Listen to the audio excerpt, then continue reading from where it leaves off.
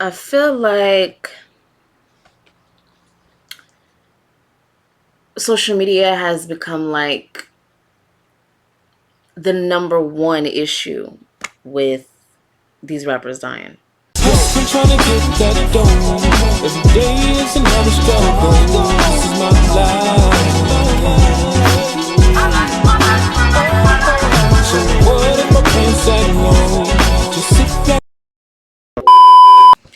What is up, guys? Welcome back to the channel. Today we're reacting to why are so many rappers being shot and or killed by stunted growth.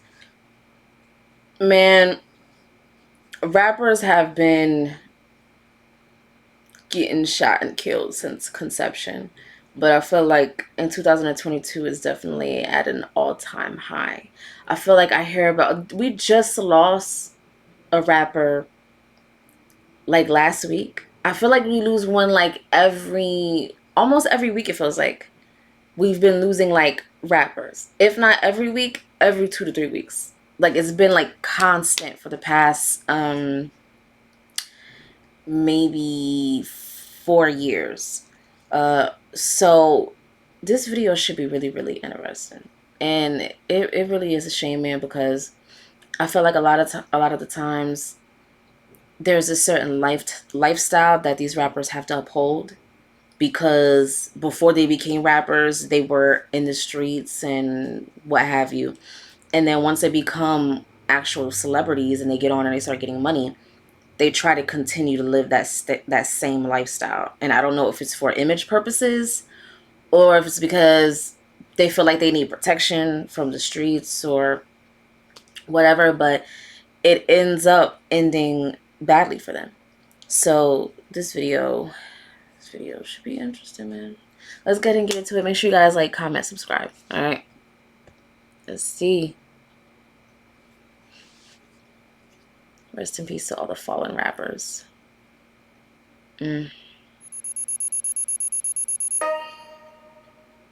Why are so many rappers being shot and or killed over time in hip-hop?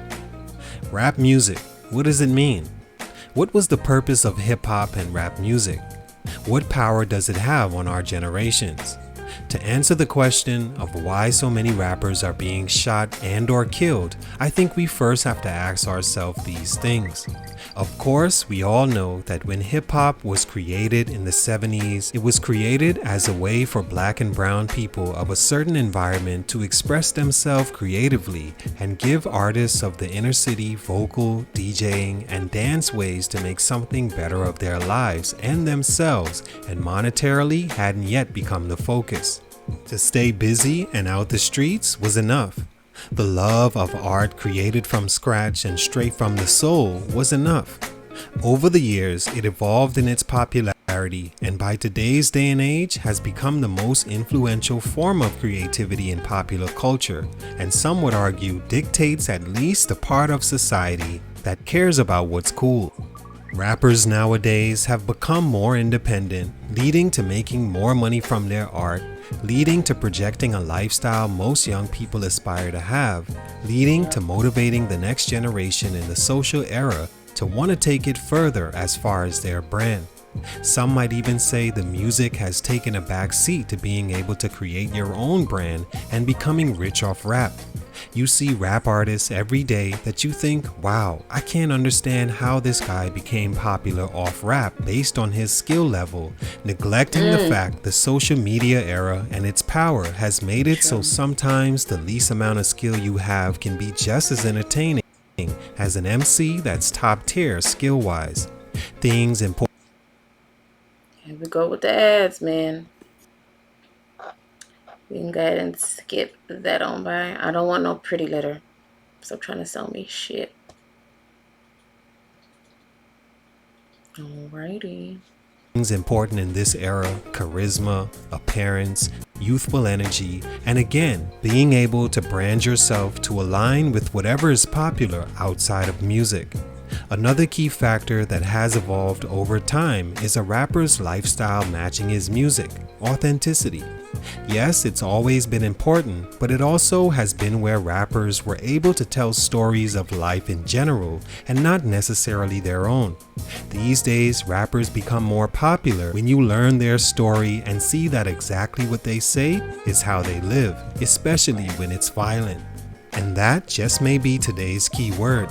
At some point, it's what hip-hop also evolved into more and more, with aggression also being a part of the fabric in underprivileged communities. These days, violence in hip-hop is at an all-time high, and to mix that with social media clout you receive from being around it may answer today's question. Here's why so many rappers are being shot and or killed in today's hip-hop. Let's talk about it. It's your boy JC Stunner Growth Music. Let's get it. Take a minute to like, subscribe, and comment on who I should do next. You can also send a super thanks by clicking the button below. Enjoy the video. A quick Wikipedia search of rappers murdered since the beginning of hip-hop, you'll notice in the 80s only 2 rappers were killed. 11 in the 90s, 12 in the 2000s, 20 in the 2010s, and in the 2020s, just 2 years in, there's already been 12 murders documented on this site. That doesn't count the amount of upcoming rappers some of us are familiar with, nor the amount of rappers shot but survived. That's a trajectory that in another 10 to 20 years may make it seem like being a rapper may not be the way to go.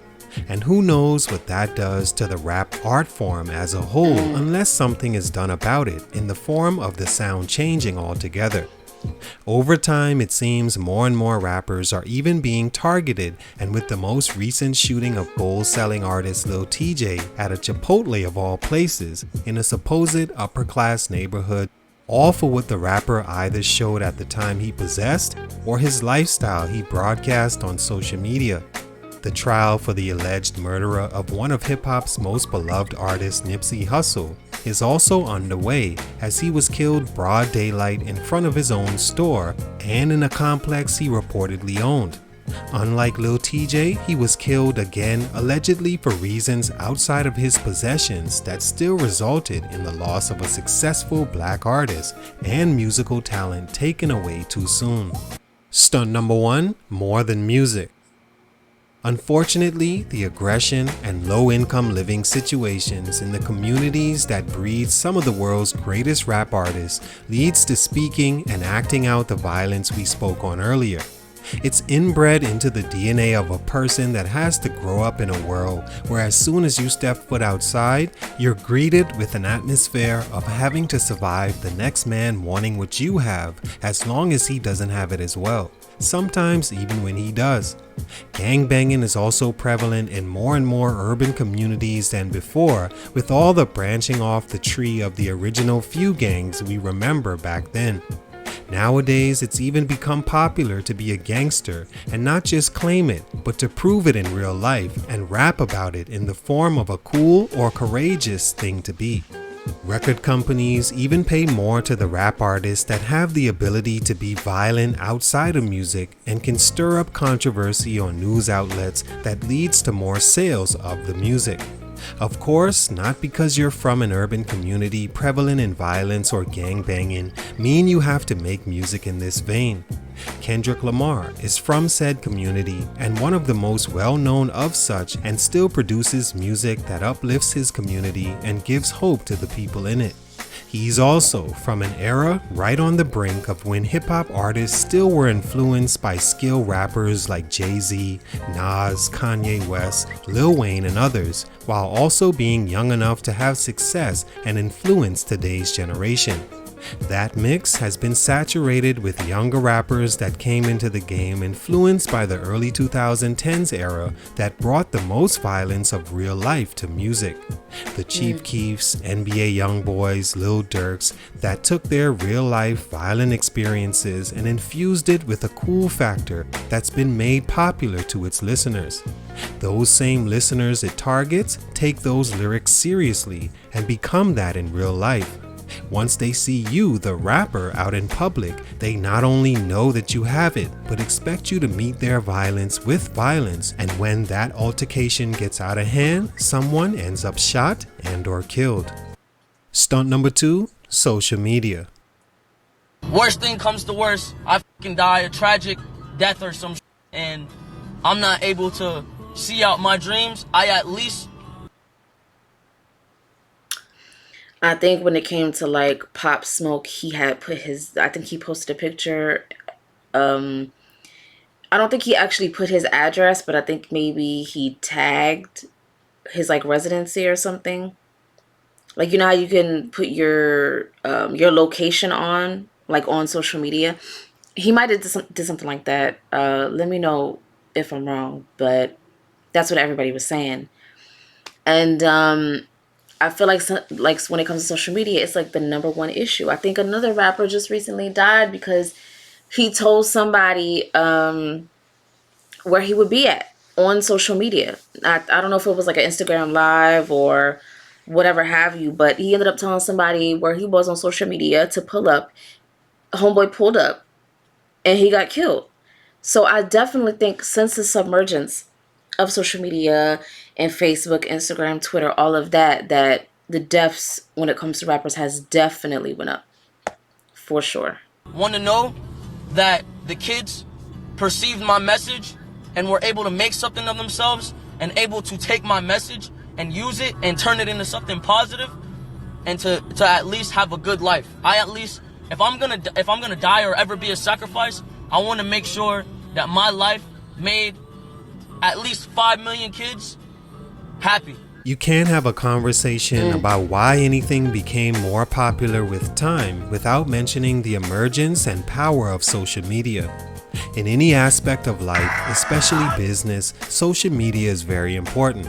I'm sure if you look up the amount of cars sold today versus the 70s or 80s, there will be an enormous increase. That's because all car companies and all businesses for that matter have some sort of social media following and influence, leading to more people being aware of your company and the new things it has to offer. When they see it every day, they begin to envision themselves having those things, and some put in the work to go out and make those a reality. Social media can build brands for anyone that wants to put themselves out there, whether you have a personality or not. These are the beautiful pros social media has to offer. Anyone can be a star. The cons of being able to broadcast whatever you want to a mass amount of people is if the right person sees something you have that's within their reach and means to come and take, then that can lead to a very violent outcome. Hip-hop and rap on social media is the epitome of that. Wait, go back. I think I seen right there. What did homegirl say? Pop Smoke had accidentally posted his address on Instagram last night showing his Amiri bags. The story is now deleted, but the address was clear as day.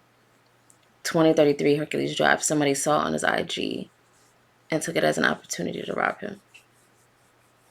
It's a shame. Truly. That's on crazy, social bro. media is the epitome of that.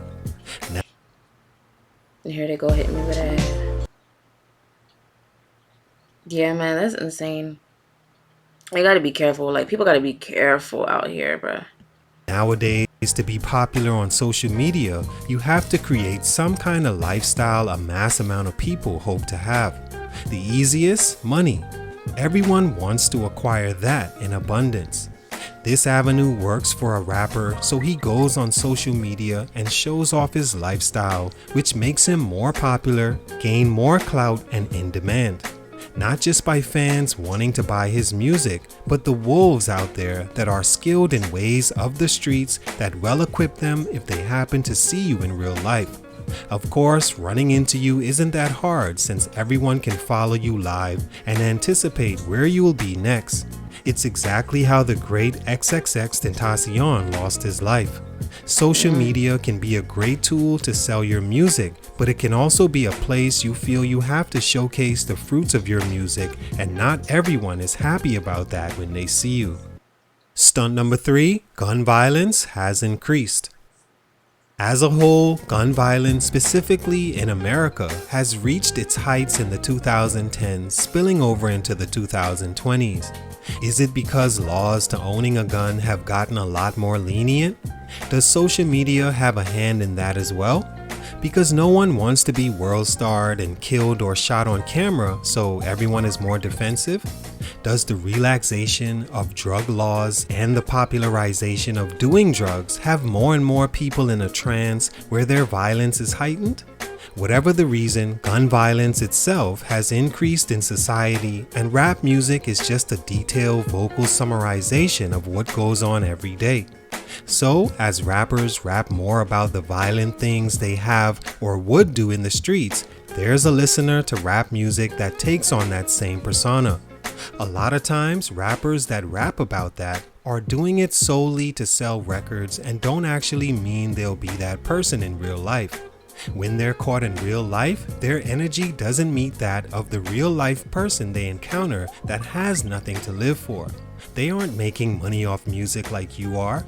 They are really in the streets, most likely carrying the same guns you rap about. Only for them, violence is real, even a way of life. Eventually, if you're a successful rapper, you have to be in public. If you aren't spending that money you brag about on protection or security, then you're vulnerable and probably will be a victim of gun violence. All in all, it's sad that hip-hop has become so deadly, but it's also understandable with how much rappers speak their own demise into existence. The power of words is a very underrated thing. As long as rap is using words of violence to clout up and make more money, you will always have rappers being shot and or killed. Will it ever change? With the increase of this happening over the years, not likely, but we can still hope. Because if you're anything like me and you love hip-hop the way I do, you hate losing these talented rappers taken away so soon. Salute, much respect, but for these reasons, rappers are being shot and or killed way too often. It's your boy JC Stunna Growth Music, and I'm out. Yeah, man. It's sad, man. I always tell people the power of the tongue is something else. Like, you got to be careful of the things that you say and the things that come out of your mouth, because whether it's good or bad, manifestation is manifestation. So you can manifest something really, really positive in your life, and you can manifest something really, really negative. It just all depends on how you're speaking on yourself and how you're speaking on others. So if you come out and say something bad about, you know, this so-and-so is going to happen to me, if it's positive, like, hey, I speak into abundance that, you know, I'm going to have this certain job, or I'm going to have this amount of money by this set time, and, you know, I'm going to be able to afford this and that, and so on and so forth. Okay, cool. That's still manifestation.